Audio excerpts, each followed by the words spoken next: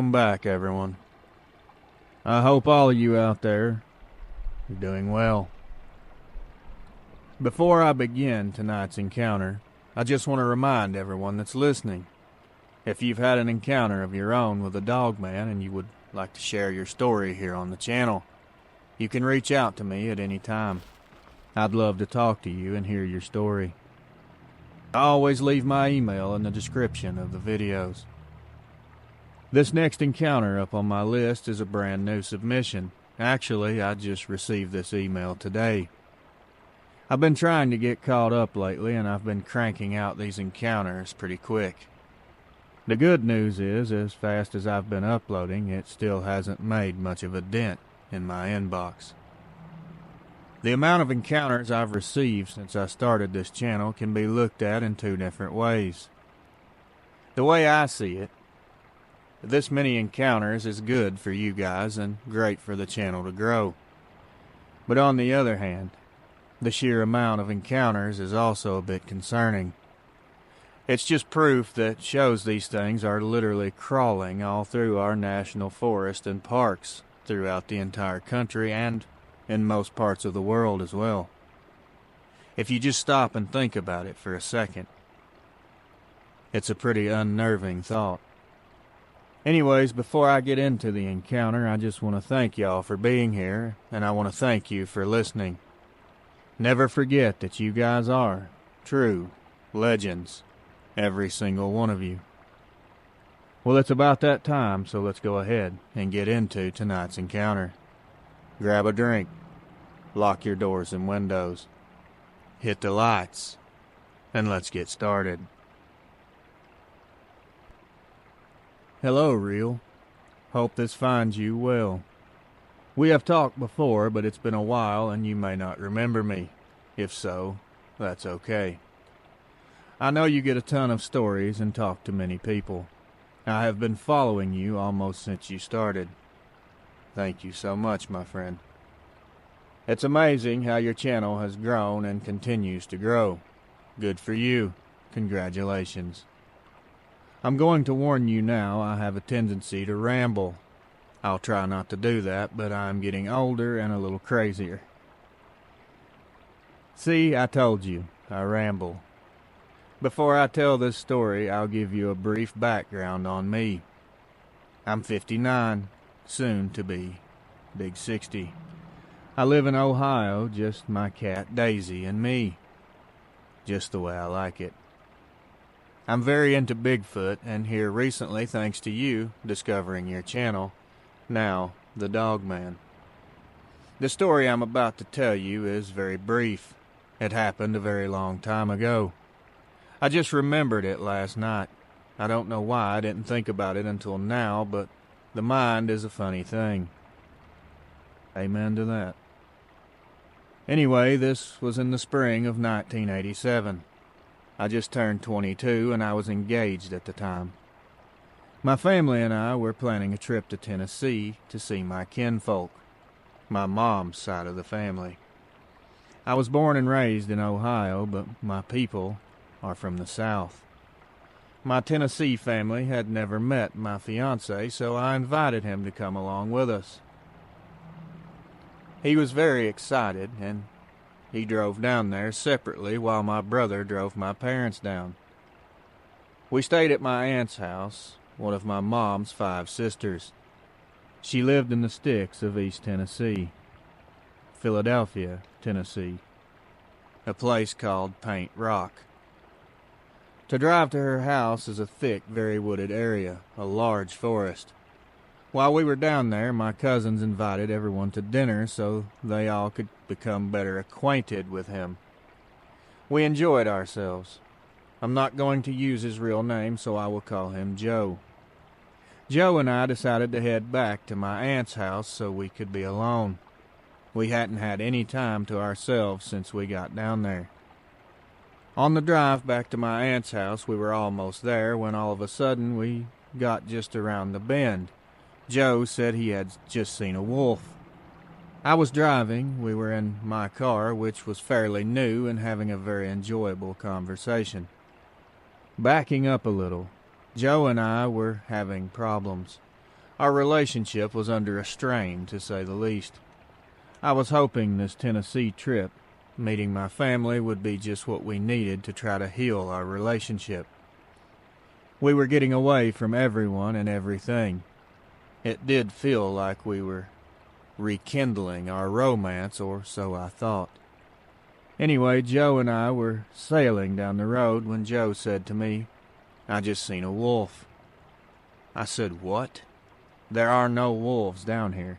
You probably just saw a coyote." He got very serious and said, "Anonymous, it was not a coyote. It was a wolf." Well, I didn't know what to think. I didn't see anything. I asked him, "Where did you see this wolf?" He said, "Right off the road on the edge of the trees. We passed it." I said, "Joe, I'm telling you, there are no wolves in these parts." He grabbed my forearm and said very sternly, "I didn't see a damn coyote. I saw a great big wolf, huge, standing on its hind legs." I looked over at him and he was completely white and sheer terror in his eyes. I knew he wasn't playing with me. He saw something. I didn't know what because, like I said, I didn't see anything but darkness, except what the headlights were shining on. We finally got to my aunt's house. I had a key, and when we pulled in, I had hardly stopped when Joe got out, came over to my side, and pulled me out of the car, and we ran into the house. We went immediately downstairs to the room where he was staying. He sat on the bed and pulled me down on his lap, wrapping himself around me like an anaconda, holding me so tight that I could hardly breathe. This man was absolutely terrified. He shook so that it made me scared. I tried to ask him questions like, "What exactly did you see? What did it look like?" He told me it was huge, very tall, stood on its hind legs, and its head was enormous. He looked up at me with sheer terror in his eyes, and he said, "I don't want to talk about this anymore.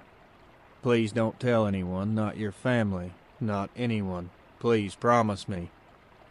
I did promise him I would never tell. I never did until now. Joe and I broke up about 2 months later. He was cheating on me and left me for her, married her, and had a family. Joe was abusive, so it was a good thing. Me, well, I never married or had children. Long story on that, and it has nothing to do with Dogman, but a decision I have never regretted. I have lived a very blessed life. Joe and I were so wrong for each other. Funny, I haven't thought about that night for many, many years. I wasn't sure if I believed it until now. I believe Joe actually saw a Dogman. I'm glad he and I went our separate ways, and I'm really glad I didn't see it. I didn't see anything. I do believe he did because he was so afraid. I'm glad I didn't because of the stories you have read on your channel. These things are terrifying, and I am a big baby. Real, you can do what you want with this. Share it or not, that's your choice. Of course I'm going to share it. I'm fine with whatever you decide. I do enjoy your channel and your narration of these encounters. Even though I have never seen one, I do believe in their existence. I pray for you and your family. I get concerned about you being out there, especially late at night. So please be careful. Thank you for this channel and helping people through their encounters. Thank you for taking the time to read this. God bless you. Anonymous, New Carlisle, Ohio. Tonight's second encounter. Didn't expect that, did you? Hello, Real Adventures, my brother, my fellow seer. My name is Matthew, and I don't want to make this any longer than it should be. So I'm going to try to get my point across without going off on any wild tangents, which I'm known to do. And if I add too much or it's too long, chop it down, however you need to. I'm from Louisiana, and that's where this encounter took place. Now the bayous are my home, and I've been hunting the swamps of Louisiana for many years now. I've come across about everything that walked or crawled, but on a cold and foggy morning in November of 2017, I opened a whole different chapter in my book. I'll do my best to try to explain to you how this all unfolded. To start off, it was an unusually quiet morning to begin with, even for the swamps. The fog was real thick, rolling over the water. I had my duck boat loaded up, and I was just gliding through the reeds toward my usual spot. The air smelled like damp moss and mud. I can smell it now. The water was like glass, no ripples, no wind, no movement in sight. I set my decoys out and I settled in and just waited. I'd say about 30 minutes passed, maybe a little less, and the quiet had gotten to me. I was anxious and uneasy. I was fidgety, moving around a lot, and I didn't understand why my body just wouldn't sit still. As I was squirming around in my blind, I started hearing something moving behind me. It was heavy, stomping and thrashing around, sounded like something big was just ticked off and headed my way, and was trying to just tear the place up. It startled me at the beginning, and then the more I listened and the closer it got, I started getting a case of the red ass. I didn't care whoever or whatever that was, it was blowing up my hunting spot. But I will tell you, when I raised up and turned around, looking across through the fog into the trees, the thing I was looking at, it sucked that tough, angry energy right out of me real quick. I thought I was looking at some kind of sick bear running through the reeds on its back legs. Of course, that didn't make any sense at all, but that was easier to think about than what I was actually seeing. When I first spotted it, it was just a dark shape moving through the reeds. This thing's fur was darker than midnight, and the way it moved and darted through that swampy terrain made me feel like I'd fell asleep in my blind and was having a nightmare. There's nothing on this planet that should be able to move that fast and gracefully, especially something that big. I can't rightfully give you an exact height, of course, but I can promise you now this thing was over 8 feet. Easily. I would almost bet my life on it. That dark black fur was matted with what looked like mud. When it turned its head to the side, that's when I could see that it was more canine-shaped than anything. It looked just like others have described in their stories. If you can picture an 8-foot-tall, jet-black German shepherd running through the swamp like it had a rocket strapped to its back. And no, I'm not exaggerating. The speed of this thing was something to behold. At first I was watching the movements, and I couldn't figure out what the hell it was doing. I didn't think it noticed me. It was coming in my direction, but it was running a zigzag pattern. It would veer to the left, run to the left, and then it would quickly turn and go to the right. It never ran at me in a straight line, not once. It just kept zigzagging. Now, another thing that doesn't make any sense to me is it was daylight at the time, and this critter, its eyes was glowing yellow, and the light just like they were battery-powered. It finally got way too close for me, so I took aim, and now I was about ready to pepper this thing with my shotgun. But when it reached about 30 yards away from me, it took a sharp left turn and headed straight towards the water. I watched it slowly drop down by the water's edge, and I could hear it breathing. When it would exhale, it made a sickly, wet, gurgling noise, and when it would inhale, it was a high-pitched wheezing sound. Then it was like time just stopped for me. I didn't know what I should do. I knew my gun was pretty much useless against this thing, especially with the loads that I was using. In all my years of being in the swamp, I found myself in a lot of dangerous situations, but this was a danger. This was a feeling that I wasn't familiar with, and I didn't know how to handle it. The good news for me, if there was any, was apparently it hadn't noticed my presence yet.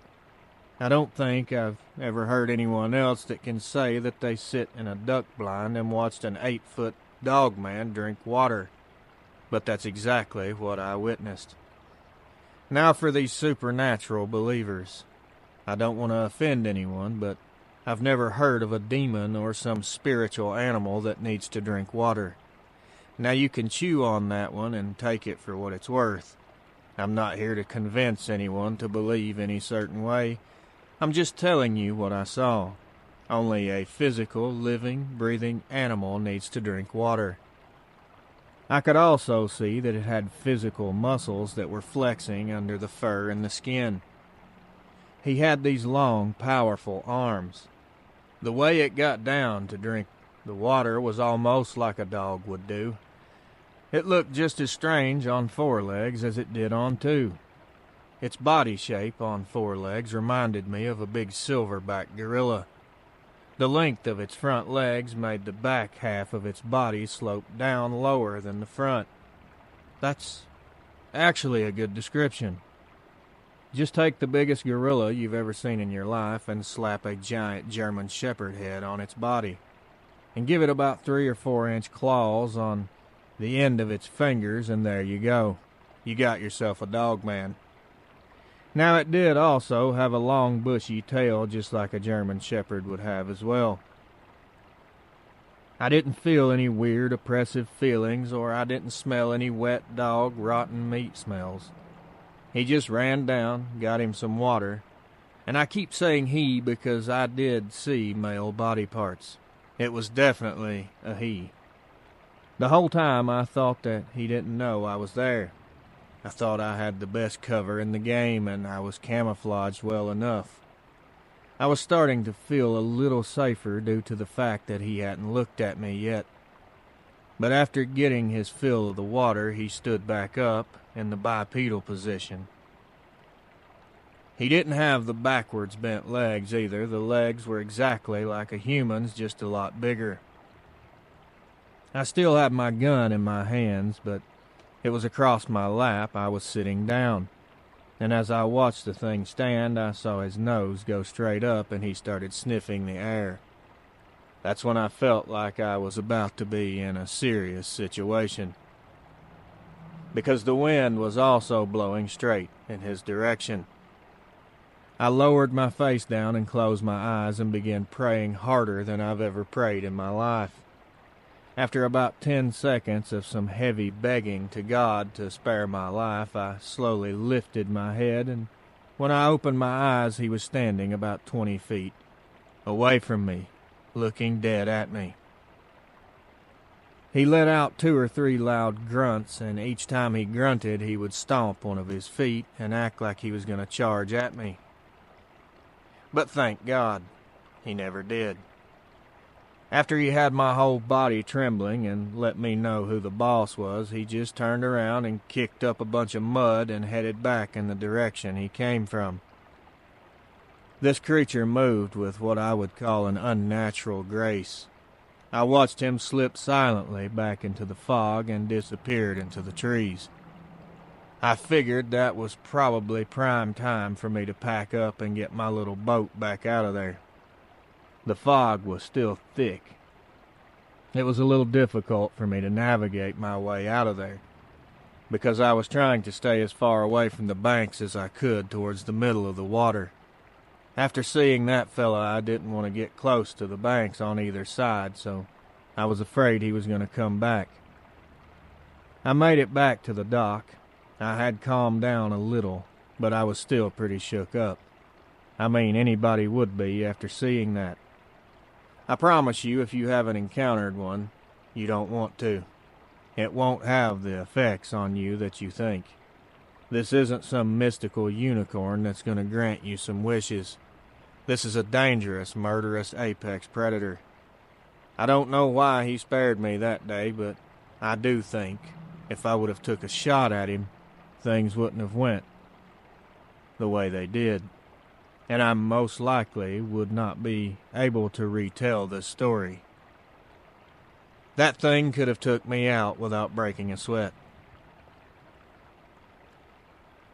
I notice most of these encounters with dogmen, they don't attack people for the most part. In my humble opinion, I think they just want us to stay out of their territory. They have certain places that they call home, and they just want us to stay out.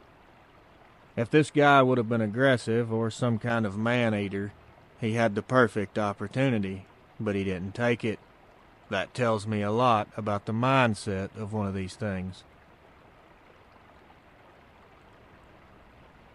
I'm not saying that you should go look for one of these things to see what happens, but personally, if you don't bother them, I don't think that they're going to come after you. And by come after you, I mean try to harm you. They might chase you out of the area to scare you off, but that's probably going to be the extent of the encounter. I'm also not one of those people that's going to tell you here that I sold my guns and moved to the city and never went hunting again. That didn't happen. As a matter of fact, I didn't change a thing about my lifestyle. I'm just more alert now. I flat out refuse to live in fear. If it's my time to go, it's my time to go. After all, that's God's decision. It's not ours, and it's not no dogman. We all get one shot at life, and I recommend you don't let anything stop you from living it the way that you want. As the saying goes, everyone dies, but not everyone truly lives. Always keep that in mind. I know my story wasn't quite as dazzling as others you've read lately, and I hope you can use it, and I hope it can help. Well, I'm going to finish up here. I just want to make one thing clear. I'm not an expert, but what I'm trying to tell people is it's healthy to fear things like this. Something like a dogman demands respect. That's a fact. But I did not get any feelings of maliciousness from this animal. I don't want everyone out there thinking that dogmen are just running around hunting people. I don't buy that scenario. I don't think it's happening. Now here's hoping that everyone's living their life to the fullest. That's what I'm gonna do. Thank you for your time. Matthew. Thank you, Anonymous, for reaching out to me and sending your encounter. It was a wild experience, and I'm honored you chose me to narrate it. And I'm pretty sure you're right. I'm almost sure Joe did, in fact, see a dogman. By the way you described his reactions and how afraid he was, he definitely saw something. Again, thank you for sending me this encounter. I truly appreciate it, and I hope that I narrated it to your liking. Matthew, my friend, thank you as well for sending your encounter. Now, your story was bone-chilling, brother. As far as the whole physical, supernatural debacle goes, all I'm going to say is I do respect your position and your theory, and I understand why you feel that way. But I have to disagree with you to an extent because of what I've seen personally myself. But again, maybe we're both right. Who knows? I think dogmen are somehow physical creatures, but yet, in a way, they're tethered to a supernatural side as well, if that even makes any sense. I'm glad you made it out unharmed, and I'm glad to hear that it didn't affect your life as much as it does some other people. I didn't remove anything from your email, brother. That's just not the way I operate here. When you send your story, you apparently want your story to be told and to be heard, and that's exactly what I intend to happen. I will narrate it, word for word, just as I did here. Again, thank you for sending it in. I hope you enjoyed my narration. God bless you, my friend. Well, legends, another upload done, another encounter in the books. As with every other video, I'll be looking forward to reading your comments. Nothing would make me happier than to see more conversations going on in the comment section. I hope everyone enjoyed tonight's upload, and I pray everyone out there is safe and blessed beyond measure. If you're listening and you're not subscribed and you enjoyed the upload, please consider subscribing to the channel. And if you've made it this far and you would be so kind as to completely dismantle that like button, that would make my day complete.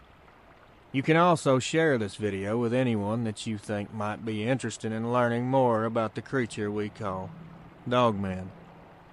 Or if you know someone that's had an encounter, tell them about me and see if they would be willing or would want to share their encounter here on the channel.